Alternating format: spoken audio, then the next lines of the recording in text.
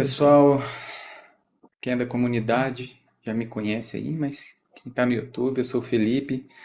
Eu geralmente sou o cara que sai testando tudo que vai aparecendo aí no mercado, então gosto bastante de aprender, sou bem curioso. E eu trouxe duas ferramentas aqui para mostrar para vocês que são as que eu mais utilizo assim no dia a dia. Vou mostrar rapidinho essa primeira aqui. Não sei se todos conhecem, vocês estão vendo minha tela aí. Essa ferramenta aqui é uma ferramenta do Google, chamada Notebook LM, e eu uso ela basicamente para estudar. E assim, estudar qualquer coisa. Aqui eu deixei um exemplo aqui com o Architected Framework da AWS, só porque ele é gratuito, né? Então pode jogar aqui sem problema. E essa ferramenta aqui ela te auxilia com tudo. Resumo em áudio, guias de estudo, a linha do tempo ali, do que você tem que estudar. Agora ela implementou aqui um mapa mental com os assuntos ali que ela extrai da fonte ali de conhecimento. Então, assim, você vai vendo aqui, você vai discutindo sobre o que está aqui, né? Vamos fazer um teste aqui, por exemplo, na parte de definição. Vai olhar ali. E assim, você consegue adicionar PDFs, documentos do Google, apresentações, né? E bastante coisa. Aqui tá, eles aumentaram o limite esses tempos agora. Tem acho que 300 fontes. Então cabe coisa pra caramba. Você também consegue descobrir fontes aqui. Então você coloca um tema e ele vai atrás. E o bacana é também esse resumo em áudio. Você pede para gerar aqui e ele cria como se fosse um podcast, duas pessoas conversando e batendo papo sobre o assunto que está aqui. Eu gosto de usar isso bastante para aprender, para melhorar meu inglês ali. Como são coisas ali que eu lido no dia a dia, que eu sei o significado, então para mim fica mais fácil de entender. Então eu queria mostrar ela para vocês assim, porque é uma coisa que eu utilizo bastante e poucas pessoas conhecem. Eles recentemente lançaram um aplicativo celular, então tá bem completinho e auxilia bastante mesmo ali na parte dos estudos. Então recomendo muito. E a outra é o Klein. Então o Klein é como se fosse assim, para vocês entenderem, como se fosse o Cursor, só que com um formato de extensão do VS Code. Eu gosto dele por conta disso, porque ele está dentro do VS Code, então eu estou acostumado ali já, né, com a ferramenta. Não que o Cursor e o Windsurf sejam muito diferentes, mas eu gosto do VS Code. Ele aqui tem tipo um marketplace com vários MCPs. Então tem o MCP do GitHub, tem aqui um Git, tem o Context 7, que é um que eu utilizo bastante, vou mostrar para vocês como que ele funciona. Então assim, tem bastante coisa. E eu gosto dele para consultar documentações, sabe? Tipo, tô aqui fazendo alguma coisa. Eu não recomendo utilizar, assim, com código de empresa aí, porque como a gente estava discutindo ali no chat, isso daqui vai para algum lugar. Se o que vão fazer com código eu não sei, mas eu não recomendo. Então eu uso para estudo, projetos pessoais. Esse aqui tem um projeto lá da comunidade, que não tem problema. Também utilizo o Gemini, que é de graça. Vocês podem estar criando uma API lá, uma API Key para poder conectar no Gemini. Tem o OpenRouter, que também é de graça. O OpenRouter também é um marketplace com um monte de modelos. Eles oferecem alguns modelos de graça lá, mas você pode comprar créditos. Então você coloca crédito lá, você pode experimentar qualquer modelo que eles têm. E facilita bastante. Tem a opção de rodar localmente, só que você precisa de uma máquina bem boa aí, porque os tokens enviados são bem, como vou dizer, é bastante coisa. Aqui, por exemplo, nessa conversa simples, aqui nessa task simples, ele consumiu 147 mil tokens. E aqui também ele mostra quanto que seria pago, né? Isso aqui foi gasto um centavo de dólar. Eu deixei essa daqui já pronta, mas eu vou mostrar para vocês como é que funciona. Eu pedi aqui para ele utilizar o Context 7, que é um MCP que tem uma série de documentação de um monte de bibliotecas. Então eu pedi para ele utilizar o Context 7 e pesquisar como utilizar o before load no Tanstack Router. Tanstack Router é uma lib nova ali no universo ali do TypeScript, então a documentação dele dentro das LLMs está bem defasada ou não tem nada. Então aqui com o Context 7 ele pega a documentação atualizada. Então aqui eu solicitei, ele trouxe aqui para mim, eu coloquei aqui porque eu fiquei com medo no ao vivo o negócio dar problema, mas vamos rodar aqui para ver.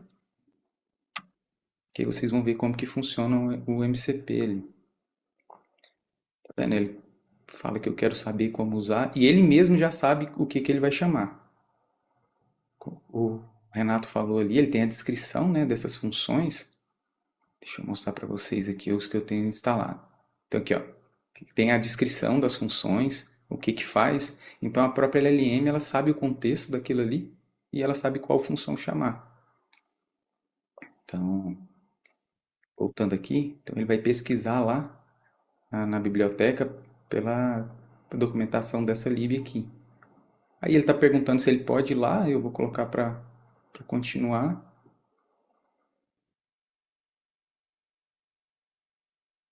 Eu saí, ele disse que foi interrompido. Beleza, aí vê esse tanto de coisa aí.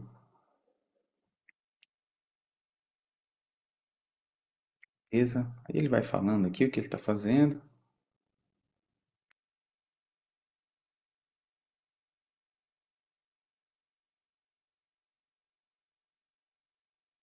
É, sabia que no ao vivo ia dar.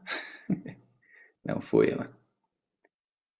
Aí ele trouxe a documentação atualizada de como utilizar ali o before load. E eu gosto da ferramenta por isso. Eu consulto ali o que está mais atualizado. Claro, poderia ir no Google ali olhar, mas às vezes aqui é mais simples. Posso utilizar aqui, por exemplo, outra tarefa bacana. Ele tem vários MCPs, pessoal. Se vocês quiserem instalar aí, a exceção é o Klein no VS Code. Então aqui é só você colocar, ó, vamos mostrar uma instalação, vamos mostrar a instalação desse do GitHub. Tem vários aqui, tem FET, o FET você pede um site e ele faz o scrap desse site em Markdown. Tem um outro aqui que eu uso bastante que é o, cadê? O Knowledge Graph Memory, cadê? Está em algum lugar aqui.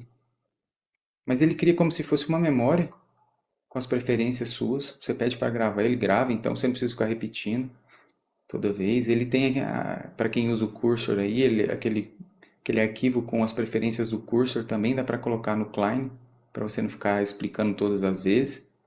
E para instalar um MCP nele é simples. Você manda instalar e ele executa tudo sozinho. Às vezes dá ruim, às vezes não, mas ele faz tudo sozinho, automaticamente. O agent vai, pega as instruções, ó. Ele está pedindo autorização aqui para rodar esse comando aqui.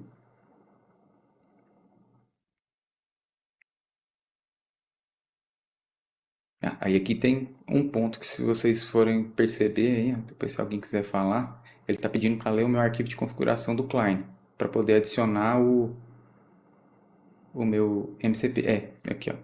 Ele vai pedir o GitHub, o Access Token do GitHub. Aí, no caso, você vai ter que ir lá, gerar e colocar.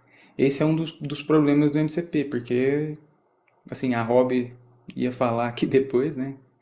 Mas a chave fica exposta ali no código. Então, qualquer extensão que está lendo no client ali tem acesso a ela. Não é uma boa prática aí, acho que todo mundo aí desenvolve sabe.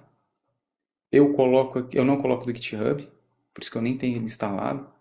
Mas do Firecrawl lá eu tenho, mas assim, para mim, como é uma chave grátis, se der algum problema eu vou lá e cancelo ela.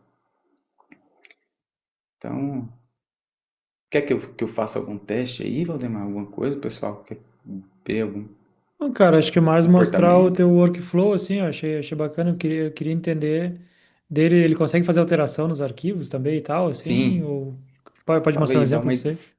sim, dá uma ideia Coloca no aí. Eu DB de tô no, produção, o Felipe falou. Bora lá. Um problema que a gente está tendo lá, deixa eu ver aqui. Essa aqui é a extensão do Tech Leads Club. Para quem aí não conhece, tem a parte lá de feed de notícias. Então, se vocês ficarem de olho lá ou na newsletter do William, tem bastante ferramenta lá que a gente posta. Umas boas, outras ruins. Mas enfim, eu tenho um problema.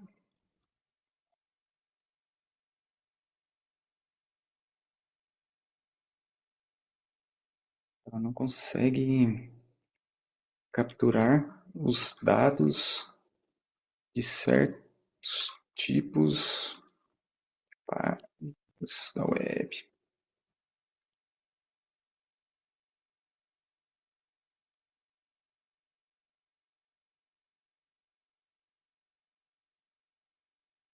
Agora prompt E por, engineering ao vivo. pois é, vou pedir por favor aqui, gente. Eu ia pedir Por por favor, favor. mas fiquei com medo de alguém me julgar. Bora lá. Eu estou usando o Gemini, pode ser que ele dê algum. Eu estou usando o Flash.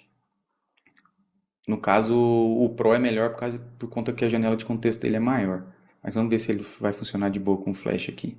Ele pediu acesso o arquivo JSON ali, ó.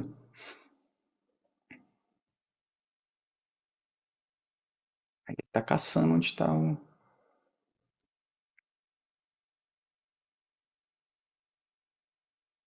Tem a opção de dar approve automático aqui, mas eu não gosto, porque às vezes ele fica com medo dele formatar minha máquina aí. Eu geralmente leio, tá, pessoal? Para entender o que está acontecendo, mas vambora.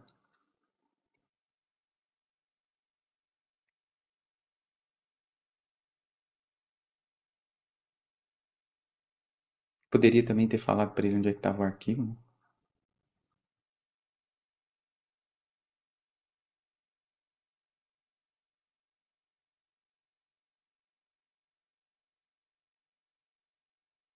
Ele está dando todo o resumo do problema ali que ele acha que é. Uma solução ali do que falando que vai fazer.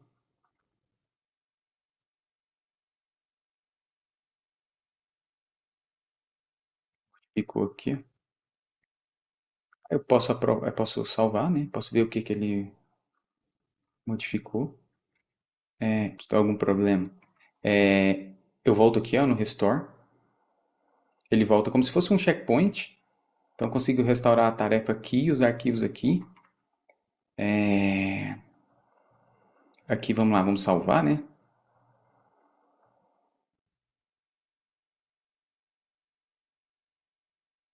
Salvou o arquivo.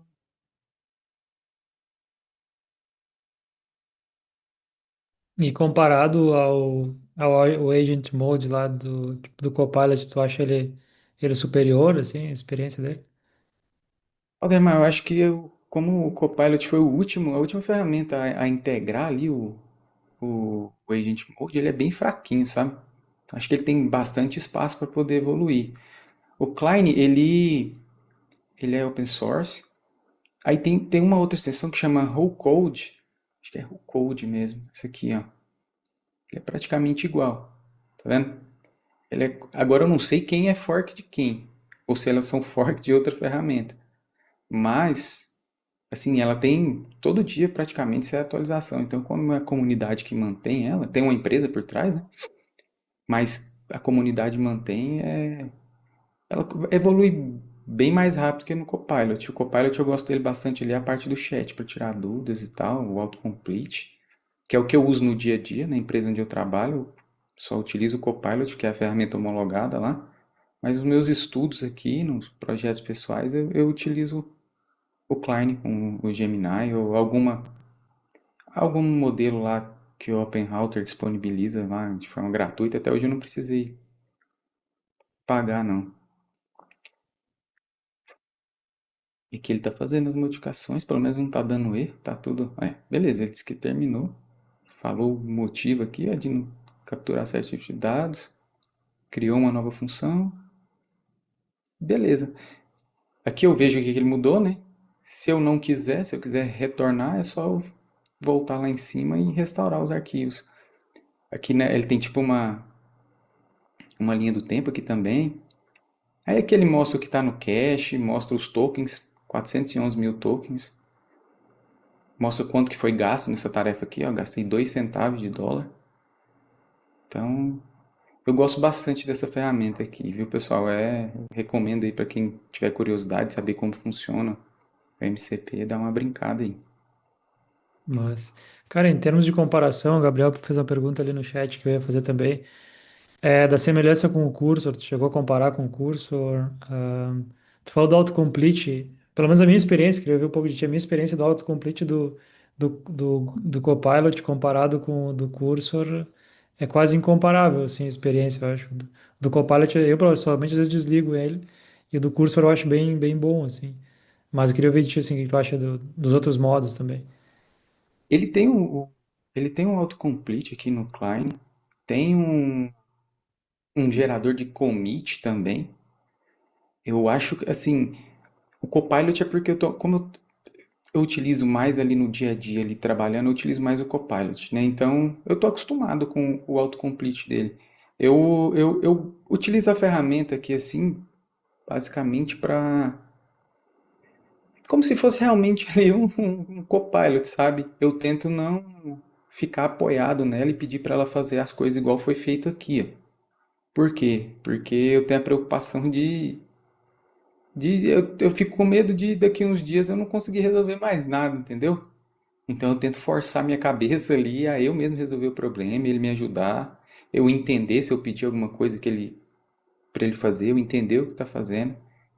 Confesso para vocês ali que às vezes ele dá um erro aqui, aí tem que pedir para o Copilot fazer um fix. Cara, às vezes a gente clica ali e ele já arruma, mas assim, eu tento entender o que está sendo feito.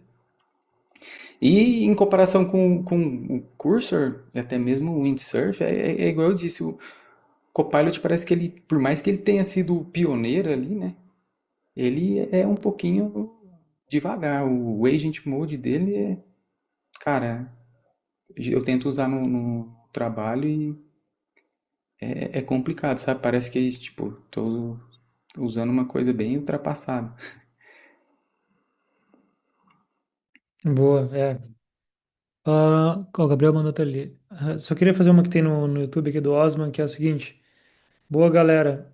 Falaram algo sobre a extensão Continue do VS Code? Já viram falar sobre essa extensão? Sim, eu tenho ela aqui também em algum lugar. Pô, quantas extensões tem aí, pô? O Cara, cara, é por isso que eu O gosto, cara tem uma por isso que eu máquina com gosto do 100 VS GB de Code. RAM, pô. Sim, por isso que eu não largo mão do VS Code. Na hora que ele liga aqui, minha máquina até dá uma tremida, os ventiladores. Eu uso o Continue com o LM Studio. O LM Studio roda os modelos aqui na minha máquina, né? Eu comprei uma placa de vídeo só para isso, mas é sofrido. Uma placa de vídeo boa custa rodar. Mas é como se fosse o Copilot também. Copilot tem o Genie, tem o Twin, tem vários aqui, ó, que eu vou testando. Alguns usam a interface, os endpoints ali no estilo do OpenAI, sabe? Então é fácil de você ficar trocando ali de. E qual é que é a diferença do Continue, só para nós ter uma ideia? Quer ver? Deixa eu pegar ele aqui. Acho que ele está em algum lugar. Eu acho que eu Enquanto desabilitei isso, o ele. Gabriel É como falou se ali que ele... fosse. Pra falar. É como se fosse aqui, por exemplo. Eu vou dar o exemplo do Genie aqui. É mais uma interface ali de Sim, pro vários projetos tentando AI. resolver a Sim, mesma coisa, né? sim, Legal. sim. Uhum. Cara, o Gabriel mandou mais uma coisa ali que até a coisa que tá me fazendo mover pro cursor é exatamente aquela ali, o suggest next, assim, o sugerir o próximo do cursor, eu acho muito bom, assim, tipo, vai dando tab e ele realmente tem um bom contexto, assim, isso eu acho uma coisa bem bacana, né? Que o Gabriel mandou. É, Para quem tá na dúvida, vale a pena dar uma olhada. assim, se eu tivesse a opção de escolher, eu Esse- iria no curso ali. O problema é que, como o homologado onde eu trabalho é o Copilot, eu não posso sair do. Então fica aqui no VS Code mesmo. Outro MCP bacana, o Valdemar, que eu instalei aqui, foi o do Enex. Cara, ele entende tudo que tem dentro do projeto lá. Uhum. Esse é muito bom, eu Sim. uso ele bastante. Então, ele entende o Workspace. Acho que foi o Gessandro que perguntou ali no chat aqui, ó. Tem o PostgreSQL Reader aqui. Você conversa com seu banco de dados com linguagem natural, sabe? Faz as queries, ele traz tudo ali. Sequential thinking aqui, para ele pensar de forma sequencial aqui, ó. Então são todos uma estratégia para ele entender e não alucinar, né? Então tem bastante coisa Cara, pegando esse bacana. gancho do Emacs ali, por exemplo, só para quem não tem contexto, o Emacs é uma ferramenta de monorepo e o que o MCP faz, ele vê que tu usa, sei lá, TypeScript e ele te sugere um build, por exemplo, que sabe o que é TypeScript. Como será que ele faz isso internamente? Ele manda os arquivos, os testes config e tal, o MCP lê isso e aí o próprio, a extensão do Emacs fala com o MCP para pegar esses arquivos e sugerir, será? Fico pensando como deve ser internamente assim, a integração do MCP com o VS Code, assim. Porque tem a extensão do Emacs e aí tu ativa o MCP, né? E ele consegue te Sim, dar aí essas coisas. quando você ativa, acho que você tem que dar permissão para ele acessar os arquivos, né, no Workspace. Isso, Deve ser bem isso que isso. você falou aí. É, O, a AWS lançou um monte de versões do MCP dela, tipo, para controle de análise de custos, sabe? Eu gosto bastante desse aqui, de documentação também. Você consultar ali a documentação atualizada. Então eu uso bastante para isso. Uso também para fazer mas algumas umas coisinhas aqui, mas igual eu falei, eu tento não atrofiar minha mente aqui, senão estamos lascados, né? agora, então, para a gente se alinhar para o fim, quem tiver perguntas pode mandar, vamos se alinhando para o fim aqui. Kaique mandou para quem utiliza o Cursor, saberia me dizer se o Cursor é superior ao VS Code com a assinatura do GPT ou é a mesma experiência? É que assim, eu pelo menos pessoalmente, que eu tenho usado que está melhor é o Cloud, como agente ou o que for. Ah, o GPT eu acho bem ruim para código no geral, assim. Não sei qual é a opinião de vocês. Então, o pessoal tem que entender o seguinte aí, acho que o Rafael ou o Renato pode falar melhor do que eu, que, cara, não tem almoço grátis ali. É, as plataformas são caras para se manter, então eu o curso eu acredito que aquela assinatura mais básica dele, acho que são US$ 20, né? Acho que vale a pena. Mas, igual eu falei, aqui no Klein eu utilizo com um monte de modelos gratuitos aí. Assim, claro, tem limite, né? Tipo, o Gemini tem, se não me engano, 15 requests por minuto. Mas dá para usar, tranquilo. Pro que eu uso, sim. Agora, por exemplo, eu não saio mandando fazer um sistema todo do zero ali, sabe?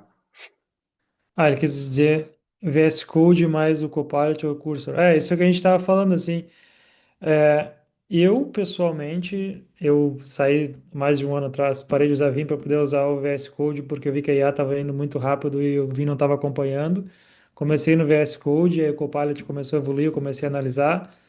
E aí, quando eu comecei a testar o Cursor agora, eu achei ele bem superior. Tá? A coisa do tab que a gente estava falando ali, o Suggest Next, assim, dá um tab, ele vai completando as coisas, é muito bom. Eu, por usar o Cloud, já era bem bom. Agora, o Copilot, no modo agente, tu consegue usar o Cloud. Fora isso, tu pode fazer as coisas que o Felipe falou ali, né? Que tem várias opções para te ter uma experiência similar. O que eu entendo, assim, queria ouvir de vocês também, na minha experiência, o Cursor, tu não precisa fazer muita coisa para ter uma experiência muito boa. Nos outros, tu vai ter que ser tipo o Felipe, ele é uma pessoa que explora bastante, testa bastante coisa até chegar numa boa experiência, assim. Então é meio que essa comparação. Eu acho que dá para ter experiências muito boas com ferramentas open source, ali como a gente viu, mas o Cursor meio que tem isso de graça. É por isso que eles valem bastante, né? O Windsurf também. Acho que tem uma experiência boa. Eu nunca testei o Windsurf, então não vou falar. Mas o Cursor é meio que um pacote completo de uma boa experiência, assim, pelo que eu vejo. Então, Eu acho uso ele, que. desculpa, Rafael. Vai lá, só. Pode mandar bala. Não? Bora. Eu ia comentar só que eu não cheguei a usar o Cursor. A gente tá começando a disponibilizar lá na empresa o Windsurf para quem quiser usar também. E eu sempre paguei o Copilot, né? Mas acho que esse ponto, assim, que o próprio Felipe falou, né? O Copilot Agent ainda é o agent mais fraquinho, né? Se for pensar nessa parte agêntica. E ainda tem bastante, às vezes, bastante fricção, né? Eu sou meio igual o Felipe, gosto de usar mais de uma ferramenta. Eu acabo usando o Cloud Code com o Copilot pro Cloud, né? Então, assim, para autocomplete é o Cloud no Copilot. E para modo agêntico, eu gosto de outra ferramenta, e, enfim. Mas acho que como experiência, provavelmente o Cursor, não conheço, não usei, assim, mas já vi galera usando e falando das features, ou o Windsurf vai ser mais redondo mesmo. É sentar e fazer, né? Eu tenho usado o curso faz bastante tempo. Antes eu usava o VS Code com Copilot, né? Eu não sei com o Copilot está hoje em dia, mas é, quando eu virei um pouquinho mais heavy user, usando em nível extensivo, ele tem a questão que dá umas travinhas ali, mas é só se tu é muito heavy user, né? E geralmente tem que ir para os modelos pagos, né? Quando tu começa a usar demais a Uhum. ferramenta, né? Então, aqui onde eu trabalho é o modelo pago, né? Mas mesmo no modelo pago, às vezes eu abuso tanto da ferramenta ali que eu mando ali um prompt para ele e dá umas travadinhas ali. Eu já fiz isso tanto no meu desktop quanto no Mac, então imagino que não é de ambiente, né? Esses são só um cenário se abusar demais, né? Outra coisa que eu vi ali do Klein, eu não usei o Klein, né? Mas eu fui dar uma olhadinha rápida ali da integração com o Lame Studio, porque como tem esses probleminhas quando usando algum cara externo, rodar local não teria esse tipo de problema se você tem potencial de máquina, né, para poder rodar, né? Não ter essas travas ali, né? E a tua máquina aguentar aí, né? Sim. E no caso do curso, ele tem uma parte meio chata de conectar, por exemplo. Ele só sabe se conectar com modelos de API. Tu tem que botar no ngrok da vida, local, com um token, para ele passar pela rede, para ele se comunicar. Uma parte que não é muito legal dele ali, imagino pelo modelo pago, né? Não tenho certeza, né? Mas ele conectar com o LLM Studio local sem ter que passar por rede, sem ter que ficar definindo token.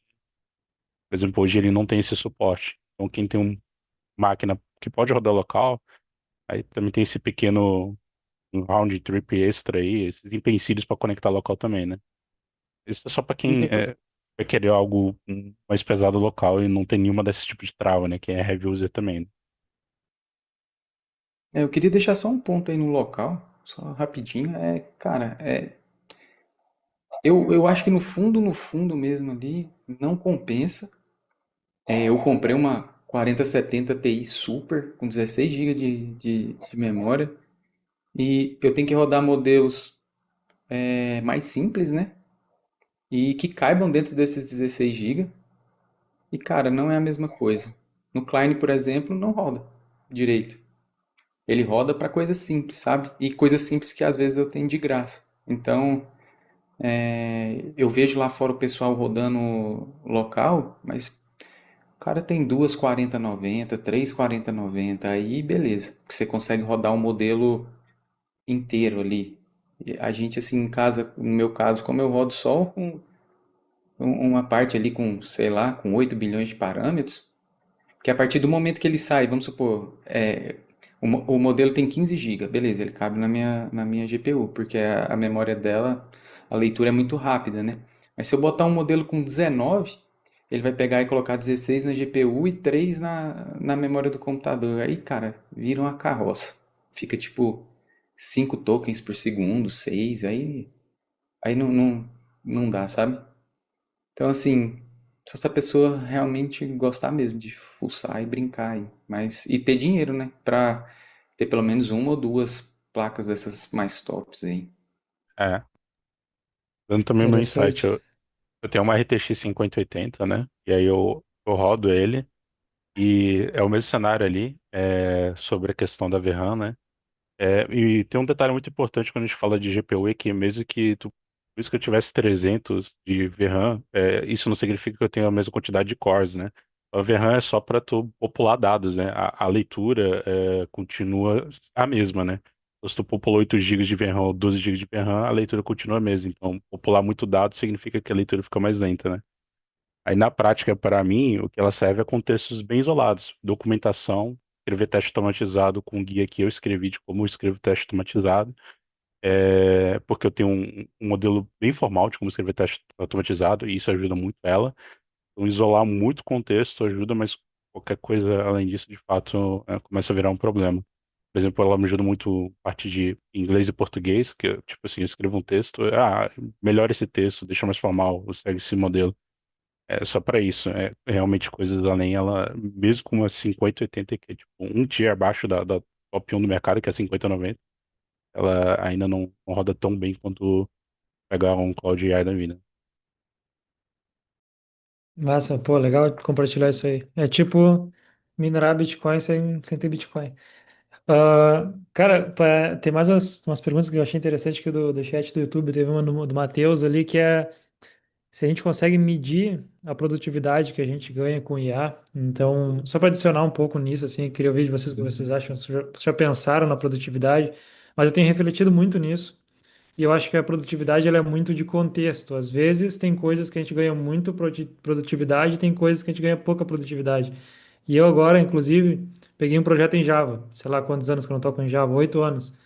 E a velocidade que eu comecei no Codebase foi muito, muito rápida, assim, porque toda dúvida que eu tinha, em vez de eu ter que buscar na internet, eu tava com o, tipo, o chat aberto ali perguntando coisas, sabe? E aí, acho que foi, sei lá, questão de horas eu estava situado no projeto. Então, naquele momento ali, me deu talvez uma produtividade muito alta. Tem outras coisas que é a Codebase que eu estou acostumado a escrever com alterações pequenas que às vezes não tem um ganho muito grande. Mas às vezes também tem coisas que não são só de código. Tu vai pensar sobre uma arquitetura, alguma coisa assim, tu vai conversando com o chat e te dá um boost ganho grande. Então eu acho que é difícil quantificar, mas eu acho que tem um ganho grande dependendo da situação. O que vocês acham? Eu ia comentar algo parecido, Valdemar. Acho que, assim, a minha, como eu penso cara, qual é o percentual das minhas atividades que uma LLM vai ajudar? E quanto ela vai ajudar, né? É, assim, no meu dia a dia hoje eu acabo codando muito menos, né? Por ser uma posição de gestão, né? Então eu codo pouco. Então, por consequência, ela me ajuda em outras coisas, mas menos em código. Mas nos momentos que eu tô codando mais, mesmo assim, tipo, boa parte do tempo é você estruturar aquilo, pensar como que você quer fazer aquele código, né? Se é um projeto novo, ou se é um projeto que já existe aí, entender a estrutura. E eu acho que tem picos de produtividade e tem tarefas que hoje ainda são um pouco assistidas por AI. Talvez nos modos agênticos um pouco mais, mas ainda carece de bastante coisa. Então é bem complexo de medir o ganho. Mas se for pensar em vibe coding, né, tipo um projeto que eu não vou entregar no final para ninguém, ou quero fazer só uma POC, alguma coisa assim, aí eu acho que sim, o ganho, e você já tem ideia pronta na cabeça, acho que o ganho é absurdo nesse caso. Cara, pra É. mim ali, ó, vou me citar como exemplo. Eu tenho uma enorme dificuldade em fazer pair, porque, por exemplo, aí entra eu e o Rafael, a gente vai ver alguma coisa e, cara, eu perco a atenção muito fácil. Aí eu vou perguntar da família dele, como é que foi a viagem. Ah, você viu aquilo lá? Então, cara, com a IA não tem isso, sabe? Pra mim é a maravilha. Eu só tenho ela ali, eu tô ali imerso no código, eu chamo ela, ela me ajuda, eu troco uma ideia com ela.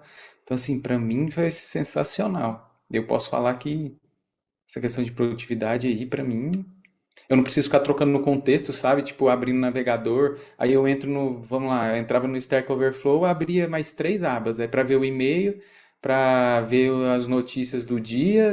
Aí quando eu já ia pesquisar, nem sabia mais o que eu estava querendo fazer. Então, para mim, tá bem bacana. Também o meu caso. Alguns casos específicos ela ajuda muito, eu já até comentei antes, mas teste automatizado de documentação, nunca escrevi tanto antes quanto com IA agora, ela ajuda demais. Onde eu trabalho, eu em vários contextos diferentes que eu toco, né? E as experiências que eu tive, por exemplo, fazendo telas onde elas usam já algum toolkit UI pronto, que nem o Wind ou qualquer outra coisa que é mais pronto e o design segue bem aquilo, ela encaixa bem. Mas quando tem aquele design system próprio, componente próprio e etc., enquanto não tem um trabalho de alimentar a IA, ela sofre mais e e ela ajuda bem menos, assim. É, quando tu tem, por exemplo, um design mais livre, no caso, o design em si, por exemplo, eu faço parte de Developer Experience, aqui onde eu trabalho também, time de plataforma, e eu tenho uns designs mais livres, por exemplo, um reporte de toda a coverage do monorepo. É como o design é livre, eu consigo trabalhar em cima dela só com a IA e os primitivos do time, por exemplo, ela funciona muito bem, porque aí não tem problema, ela não tem que bater exatamente no pixel que algum design definiu. Então, ela também funciona bem nesse contexto. E, por exemplo, back-end, quando tu vai mexer em alguma coisa que nunca mexeu antes, e tu tem que tentar navegar, contribuir com a galera, né? Por exemplo, mexendo em Go lá, nunca mexi em Go lá. E aí, quando eu tocar a primeira vez, ela me guiou bastante ali. Como eu já tenho experiência em outras linguagens de programação, até em back-end, eu consigo trazer aquela minha base de back-end para usar com outra linguagem e destravar no momento quando, pô, preciso contribuir aqui nesse projeto em Go, mas eu depois vou sair, é algo rápido, pontual, não tem que aprender ele inteiro agora, né? Então, ela acaba ajudando nesse caso, né? Mas, como eu falei, é algo pontual de tem que aprender as coisas, né? A gente tem que ir atrás do conhecimento da ferramenta, né? Mas quando você já tem essa bagagem, é algo bem pontual, ela ajuda como esse suporte, né? Eu acho que é, cara, acho que é bem isso. O último ponto ali para nós discutir que é relacionado a esse, que a gente já passou bastante do horário já, tá muito bom o papo aí. O Kaique mandou que é a pergunta reflexiva, acho que todo mundo se faz, até onde o uso da IA deixa de ser uma ferramenta potencializadora e se torna uma muleta, né? Como que vocês veem isso? Também para adicionar nisso, acho que é uma coisa que eu tenho refletido bastante, principalmente como alguém que cria conteúdo e também às vezes sou opinativo nas coisas.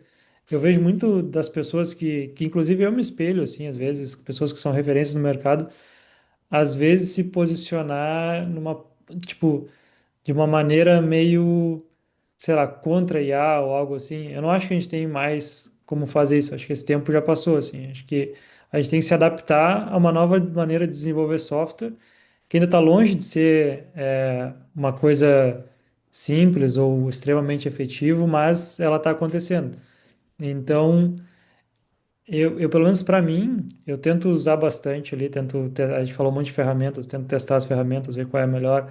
Tento realmente, quando eu vou desenvolver, eu tento fazer o prompt ser bom e ver o quanto ela consegue me entregar e quanto eu consigo confiar nela e tentar melhorar isso bastante. Então, eu não sei, sinceramente, também queria ver de vocês a questão da muleta, o quanto vai ser. Uma coisa que eu reflito bastante foi quando eu comecei a desenvolver software, 15 anos atrás, sei lá, estava no boom da web. E basicamente todo mundo que é desenvolvedor antes, na era ali desktop e tal, e a galera mais de baixo nível, achava que todo mundo que desenvolvia a web era burro, basicamente. Ah, não, pá, pessoal ali, linguagem interpretada, putz, não é tipado e tal, vocês não são desenvolvedor. Era meio que a mesma coisa que as pessoas que têm o meu tempo de experiência hoje estão falando das pessoas que estão entrando no mercado agora. Eu fico pensando, não, espera aí, sabe? Tipo, eu passei por essas coisas e eu não sou burro, as pessoas eu sou burro que trabalham com web e web foi o maior boom que teve. Então, acho que a gente está passando por uma coisa tipo essa e a gente que tem experiência, às vezes olha para as coisas e fica julgando as pessoas que estão entrando numa maneira nova de fazer, mas a gente também tem que se adaptar um pouco para isso.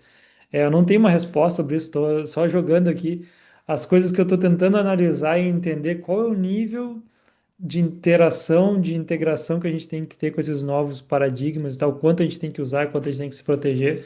Eu acho que é uma pergunta realmente bem filosófica e reflexiva que foi muito legal que o Kaique trouxe ali. Queria ouvir um pouco de vocês, Rafa. O que que tu acha?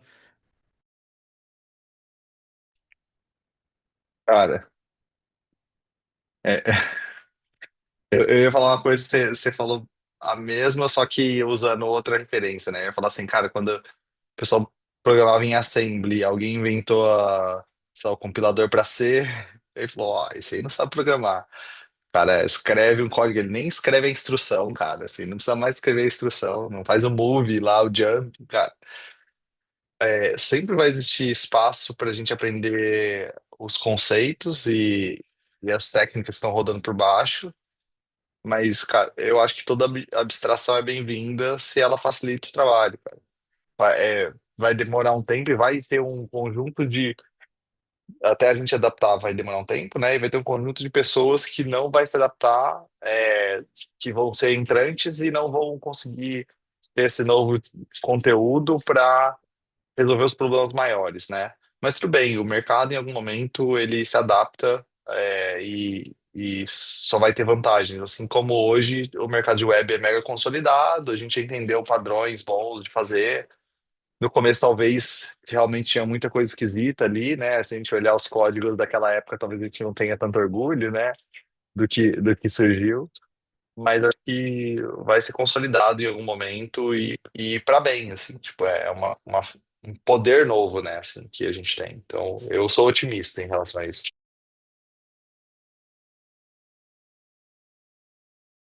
Renato, tu que está na pesquisa, o que que tu acha? Cara, eu também sou bastante otimista. Eu acho que, assim, é como você falou, Valdemar, não tem como a gente sair desse caminho, mas sobre a questão de atrofiar, né, de perder essa prática, eu uso muito para aprendizado, sabe? Eu tenho tentado, pelo menos, ter uma postura um pouco mais ativa de entender o que é gerado pelo código, né, para tentar aprender. Acho que sobre esse ponto que ele falou aí, sobre, acho que ele falou sobre manter em forma, né? É, Acho que assim, como eu falei, né? Eu tenho tentado usar as ferramentas de IA como um auxílio, não como um amuleto, né? Não depender totalmente dessas ferramentas para fazer as coisas, né? Mas, cara, eu vou deixar uma pergunta para vocês agora aqui, que é uma coisa bem pessoal, mas eu tô começando a ficar com preguiça de escrever muito código, porque eu sei que a IA vai me... Ela pode não escrever 100% do código, mas ela vai me dar uns 80% que eu vou ajustar. Então eu olho para uma coisa assim, bah, isso aqui vai ser um monte de coisa para escrever. Eu vou lá e dou um prompt, ela me dá mais ou menos uma ideia, eu coloco ali e ajusto. Agora no Java mesmo, tá passando por isso porque eu não lembro da sintaxe. Aí eu ia lá, eu quero fazer tal coisa aqui e tal, com esse arquivo. Ela me dava ali o output, eu ajustava. Então eu tô começando a olhar para as coisas e ter preguiça de escrever. Eu tô pensando que daqui a pouco, daqui a um ano no futuro, se a IA acabar e eu tiver que escrever todo o código que eu escrevia antes, eu vou realmente ter muita preguiça de fazer como eu fazia antes. Então, é uma coisa que eu tenho refletido bastante, assim, como a gente vai acostumando a ter esse suporte, né? E o que tu falou ali é bem legal, Renato, porque eu vejo assim também. Eu não uso muito alteração em massa e tal, assim. Normalmente eu vou lá, dou um prompt, pá, pego ali, ajusto ele um pouco e vou indo, porque aí eu tô ainda no controle, sabe? Uma coisa só para complementar, Valdemar, sobre o que você falou. No teu caso, como tu tem muita experiência de mercado, né, de tempo, tu já sabe quais são as coisas necessárias para fazer e tu orienta, né? Acho essa abordagem aí, um caso perigoso para quem está começando na área e não tem tanta experiência e só depender, né? Exato. Acho que aí a gente entra em outra coisa que não dá pra gente falar agora, que é o quão injusto é a IA com as pessoas novas, né? Porque quem tem experiência é muito bom, porque tu sabe o que tu tá pedindo e tu sabe o que tu tá recebendo de volta. Para quem não tem, ela te joga uma coisa e tu não sabe, e aí tu aplica aquilo no teu projeto e tu não sabe por que que tá quebrando, e aí tu gera outra coisa em cima dela. É bem complexo. Wender, pode falar. Não, eu ia contribuir, é mais ou menos isso que o Renato falou mesmo. Eu acho que o ponto de atenção que a gente tem que ter é utilizar ela em um ambiente controlado. Tomar o cuidado da gente utilizar a AI numa coisa que a gente não domina, não sabe os conceitos base, isso aí ferra muito. Aí você fica. Aí ela realmente vira uma muleta, e quando você for tentar também procurar de aprender os conceitos base, você vai ver que é um conhecimento enorme que tem que ter, você vai ficar com preguiça. Aí você volta para AI de novo. Então, realmente ela virou uma muleta. Agora, falando assim do meu dia a dia e contribuindo com a pergunta que você fez, eu utilizo, cara, eu acho assim que tá sendo muito top para a questão de aprendizado. Para produtividade também, mas eu ganho produtividade no contexto que eu controlo, que eu já conheço. Então, por exemplo, lá no Codebase lá da startup, já programei de ponta a ponta, então preciso fazer uma task nova e tudo mais. Aí, beleza, manda um prompt, ela faz 80%. Tem coisas que ainda erra. Eu tenho plena noção do que dá para corrigir, que que precisa incrementar mais ali, beleza, já entrego a task mais rápido, já consigo também, ela ajuda enorme na parte de documentação e testes, né? Mas uma coisa que tô achando muito massa isso, que ela tá me ajudando a estudar tipo, eu pegar códigos que eu acho complexos, códigos de outras empresas, outros programadores que desenvolveram, sei lá, um microsas muito foda, eu quero estudar e o cara tá em outro nível, né? Usou microserviços, usou monolitos modulares e tudo mais, eu pegar, fazer um clone disso na minha máquina, põe a AI, eu vou lendo o código, mas vou usando ela como tutor. Ela consegue, pô, esse trecho eu não entendi. Ela vem e me explica. Ela consegue, com o MCP, também trazer referências, trazer outras documentações. Então, cara, isso te leva o seu estudo. Só de você fazer igual o Felipe já mencionou, não precisar sair do ambiente ali do seu VS Code, do seu curso, ou o que seja, para ir na internet e pesquisar, já te traz produtividade e ela te com os contextos certos, eu geralmente uso o context set lá, é muito bom.